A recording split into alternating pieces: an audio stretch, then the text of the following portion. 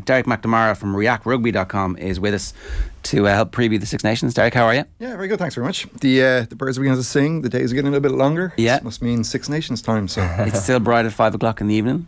yes, just about. That's it now. Not until next November will it be dark at 5 o'clock in the evening again.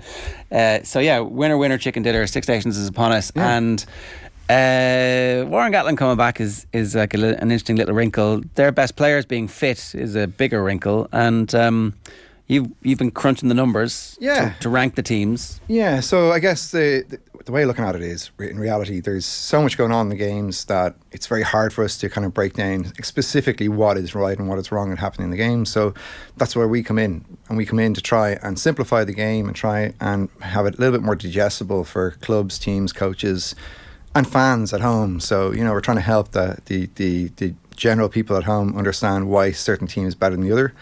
So when we have, when we look at the kind of four major kind of skill sets in attack, we look at carrying, rucking and passing. And when we break them down and we look at everything pulled together, we can then rank and grade those teams. So in this instance, we have a slide here. So basically Ireland, as you'd imagine, was ranked number 1 overall, but ranked number 2 in carrying, ranked number 3 in rucking and ranked number 3 in passing. And what that means is basically we take, say, passing, we break it down into 3 sections. There's everybody else's passes, there's passes from hand, which is your 10, and passes from the ground. And say passes from the ground, we look at the accuracy of the pass, discrepancy between passing left and right, distance, speed to breakdown, speed of pass, all of these things we pull together and we then rank them, and then we also take the opposition's the level of opposition you're playing against. We all throw that into the system, and basically it gives us these grades 0 to 100, allowing us to identify if a team's getting better or worse based on all of that information. So when we throw all that information together, we can see that Ireland are on top. We have a lot of people who are listeners to this, not viewers. So just give us the figures, will you? Yeah. So Ireland are ranked overall grade of 84.1, and our highest grade would be our rucking grade of a 90.3. So that means that we're higher than. Our accuracy, our decision making, our ability to get to the breakdown first is ranked number 3 overall. But then we look at Wales, and Wales carrying is ranked 5th. So that means they're not running onto the ball as quickly, they're not breaking as many tackles, they're not getting over the game line as much. But their rucking is ranked number 1. So that's something that we can kind of keep an eye out for this week, which is are they maintaining that level of rucking, and are they improving based on their carrying and their ruck and their passing? So they're passing, they're ranked 5th, and they're carrying, they're ranked 5th. So this is useful for the coaching tickets to go and look at this and go, well, if we maintain this and improve this, we're going to see a quantum leap forward really quickly, because this is the one element of our game that's really chronically letting us down. And if you're in a team meeting, you're going, lads, all we got to do is fix this and away we go. Yeah, like they have an idea about it. Like these coaches have got to where they are because they have instincts, and they're a really good people person, and they're they've gone through the background, and they've probably played at a high level. Sure, all these things together. But if you're coming into if you're coming into the environment cold a little bit, like Gatland, I mean, obviously Gatland has watched everything, but what are the chronic things that we need to fix urgently? Stuff like this could be useful. Exactly, 100%, and that's fundamentally where it came from. I was a coach at a lower league level, and I wanted to understand why my team was getting better or worse, and I had no physical way of doing that, so that's where this whole thing has come from, and that's exactly the reason why it's here, is so that we can now measure Wales throughout the Six Nations and measure them to see whether or not they've gotten better or worse based on the teams that they're playing against. Bit of consistency in terms of attacking skills from Ireland there. Like when you look at the other teams, at least we're 2nd in carrying, 3rd in rucking, and as you say, 3rd in passing. Like some of the other teams, like Wales ranked top for rucking, but they're not quite as high in the other 2 disciplines. So at least you can look at it and say there's a bit of continuity there with Ireland's stats. Yeah, and that comes from the level of performance that they have at they've far more players that can play at international level, Ireland, and it's that consistency as well. Obviously, the amount of Leinster players that they have on the team allows them to play at a consistent level. And also that the coaching staff have done a great job. You got to put your hands up and say, the world number 1 at the moment, you got to say, that they've been able to be consistent. And also the thing that kind of, if you were to look at these stats before we kind of or normalise them, is what it's called. But basically, before we take the difference between the opposition, once we apply that position, Ireland played against the best teams in the world over the last 6 months, and yet they're still number one. So that's something that we need to think of. Adds context. Yeah, it's great. But again, the one thing we want to make sure is that we're gonna get injuries. You know what I mean? So, and we're gonna. I know you want to get onto Sexton, I'm sure. Well. But like when you look at the actual performance of the teams and you look at the way in which we play, there's less of a dependency on specific players to play the way we're playing. And that's what we're trying to do as well from an analytical perspective is help teams understand that you don't have to depend on one specific player or position or skill set. Or always pick what is perceived to be your strongest team, because other individuals can plug in if enough of the individuals. Exactly. If you don't make too many changes. Yeah, and that's something that England really struggled with. Not just the fact that they weren't picking their best players. The consistency of those players was really, really poor. So, like, if we could like, this is just a very high set of the data. But if we were to, zoom into the data, you'll see that the performance of England is way up and down, which means that they didn't know what they're doing. As a team. The one thing about the Welsh team is that they did have like a chronic series of injuries over the last 18 months, and Cameron named his Welsh team a little bit earlier on, and it's like, okay. Suddenly, everybody is back together at the same time for this weekend, and it may be that it's very easy for them to get a significant jump in improvement in quality.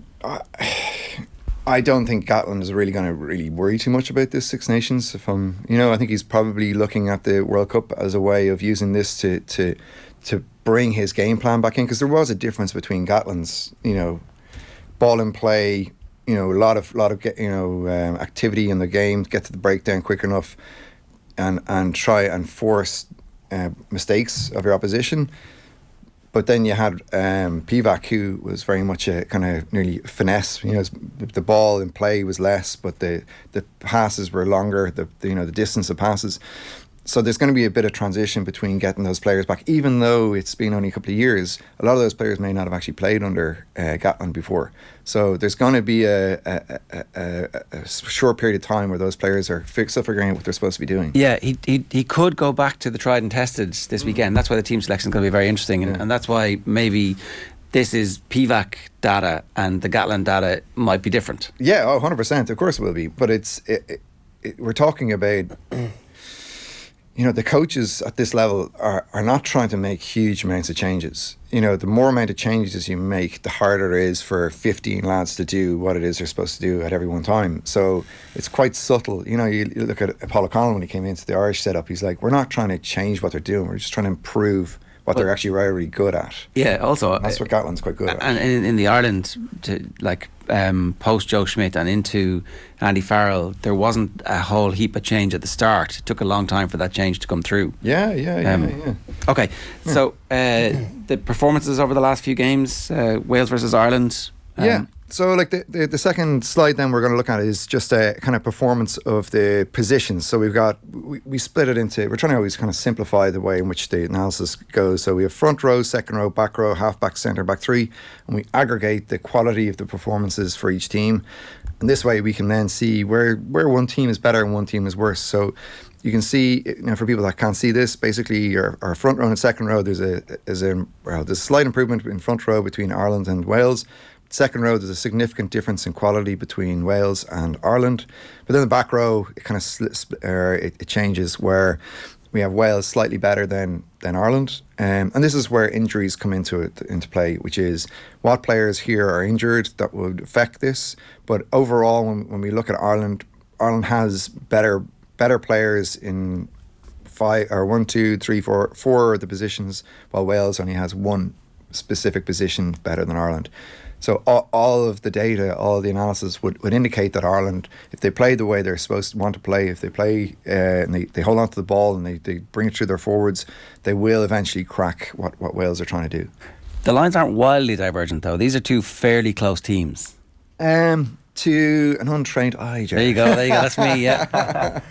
If you look at the second row, there's a significant difference between the two. That's massive. So anything over 0.1 of a difference is right. Something to take into consideration. So like the centres, for instance, Wales are a little bit better, but that wouldn't be a massive gap. but the difference between the back three and the second row is significant. Okay. So this is just one of the graphics that we try to help coaches to help them better understand the difference between one team and another. Okay. The other one of the big aspects that has kind of begun to explode properly is fantasy, and one of the things that consumers watching will be like, how do I pick my fantasy team? Yes. Use the data. Well, the data. So just to take a look at the way in which fantasy currently exists in rugby, it's only the Six Nations is really the only game that's worth doing, and that's because of the size of the competition. So what we've done is we're releasing a consumer product on reactrugby.com, and users can go in there and they can look at what type of players there is in Six Nations. So who's the best graded player, what type of player they are based on what they're doing. But we've also given them the ability to go in and see who's the best performer based on fantasy over 2 games. So we have 2 games of each: Ireland, England, France, Wales, Scotland, from the Autumn Nations Cup. We've thrown it into the system. We've actually taken the Ireland game from Ireland, New Zealand in the third test because there's more players playing in that than the Ireland, Australia game. And basically all the games that we took from those Autumn Nations Cup, there's all the performance difference is quite small. So we didn't take England versus Japan, for instance. We took the close England, games. The really close games. So that has, just like the Six Nations. So users can go in here, and one thing that we've kind of tried to balance is the average number of points per game section. So this is something new. So we split every game into 6 sections: 3 first half. So start of the first half, middle way through the first half, and the end of the first half, and then same in the second half. And that's based on actual game time. So an average in the Autumn Nations Cup, the ball and time play was 30 minutes. Okay, and the average time on pitch was, I think it was 102 minutes. Okay, it's a lot of the general instinct that people have is there's a lot of scrums and this game takes a long time. Yes, that's correct. Oh yes, it's bizarre. And like you can try and see the World Rugby trying to bring in these new rules to try and improve the speed of ball and play, but unless you're going to implement it to all levels of the sport, those things don't tend to take on because it takes too much organisation. But basically what we've done here is, so we've taken the total number of game points with the total number of game sections that a particular player has played to show you the average number of game points per game section. So the idea here is we can show you how to build your team in fantasy based on positions. And what I would say to everybody is don't waste your time on spending points on your scrum halves.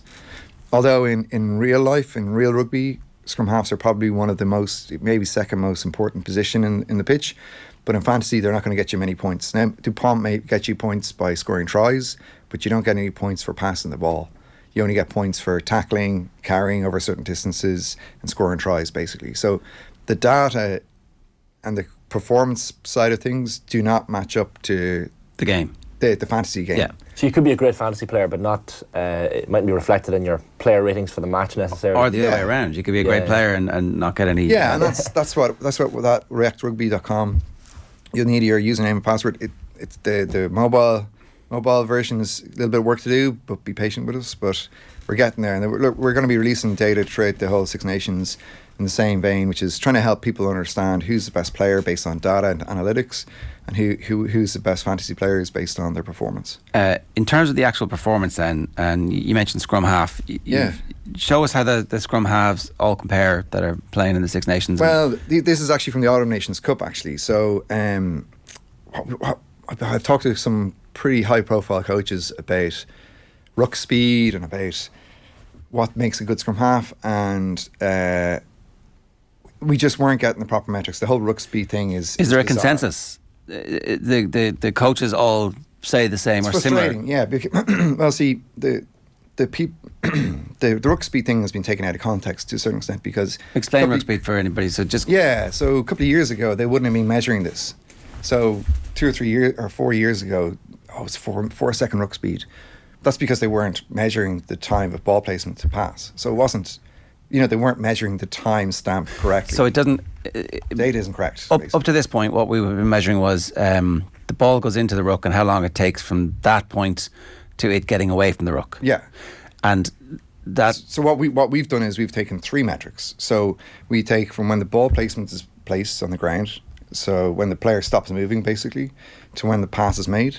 but we also take when the player is available to the ruck. So basically we have Jensen Gibson Park gets the ruck. As soon as he sets his feet, we give a timestamp. So then we can measure the distance between the ball placement and the passer. So this is the first sheet. So here, this is all the players from the Autumn Nations Cup, and basically by looking at it in this way, we can identify who's quickest to the ruck. Okay, so we got the Argentinian 9, Australia, Italy. So these players are getting to the ruck quickest. So I think we can see Conor Murray is 6th to speed to ruck. So he's getting to the ruck quick, one of the top guys. And he's getting there, so he's getting himself into position. So this is really important to understand who's getting there. So it's funny, right? So the list for people, again, who are listening, Gonzalo Bertrano, is that how you use it? Bertrano? Sure. He's the Argentinian 9, and then after that it's Jake Gordon, and they're getting there 0.4 of a second, 0.5 of a second. Jake average. Gordon, Stephen Verney, Fakatava of New Zealand, and then Conor Murray is like joint 5th at 0.6 seconds. And then after that are players who you would have traditionally thought, oh, those guys get to the ruck really fast. He's actually ahead of Gibson Park, he's ahead of Faf de Klerk, he's ahead of Aaron Smith, and he's ahead of Ben Youngs as well. Yeah. So that's a good thing, right? Yes, that's a start. That's a starting point. And that's what would have been measured in the past. Like it's you can no, it would have been just the ruck speed. Right. So, but the ruck speed is dependent on the ball placer. It's dependent on the ruckers. It's dependent on other information that's not related to the scrum half. Yeah, is what our point was. Antoine Dupont is a good bit back, actually. Yeah. On average. So a lot of this data as well could be considered as to be by purpose, or part of strategy. Because Dupont will get to the breakdown, but he'll scan what's going on as he gets to the breakdown before he sets and makes his decision. So that's indicated here. But you can't have all scrum halves do that, because you don't want all scrum halves to have to make a decision. Excuse me. The vast majority of scrum halves are link plays or link players. That's all they should be doing, is getting to the breakdown and passing the ball to the guys outside them. But Dupont's a little bit different. He can scan after third or fourth phase. He will scan and see where those weaknesses are before he makes a decision. So that's there's a reason behind why Dupont's a little bit slower to the breakdown. It's funny when you immediately see the stat and you see arrival time at the breakdown as pretty fast. You think that's a good thing, but it's what happens next. It can have a knock-on effect. Exactly, and so this is just in the opposition's half as well. So we're not taking into consideration defensive. Because it's not worth. And again, that's where ours is different. We go in and we extract out what is actually useful for a game plan rather than, just the ruck speed. You know what I mean? But then the next slide is the most important one, which is the actual speed of pass between the ball placement and the passer. And this is where, unfortunately, Conor Murray moves from being joint 6th, I think it was, down to 18th or second last, where his speed between the ball being available and actually passing the ball is significantly slower than the other players. Now, it's interesting that Gibson Park is just ahead of him in that list. So Ali Price is ahead of him, and then Gibson Park is one ahead of him. So Gibson Park is 16th and Conor Murray is 18th. Is there any suggestion then that is by purpose? Yeah, absolutely. Yeah, it could be. But again, we once we start to get more and more data in this, we should have enough by the end of the 5 games after 6 Nations, then it no longer becomes by purpose. It becomes part of actual what it is they're trying to do. And whether or not that's inhibiting or improving what's happening in the game. The third thing that we kind of add to this then is speed onto ball. So when the player passes the ball, how fast is the player that receives the ball coming onto it? And that's the last slide then, which is in the opposition's 22, which Conor Murray then is again second last, with an average speed of 3. So that means basically the players are stationary and moving onto the ball, which it's a bit hard to show on the or over the radio, should I say? But what we're trying to say is that the effect of the player getting to the breakdown is good. The effect of the slow ball placement has effect on the players running onto the ball.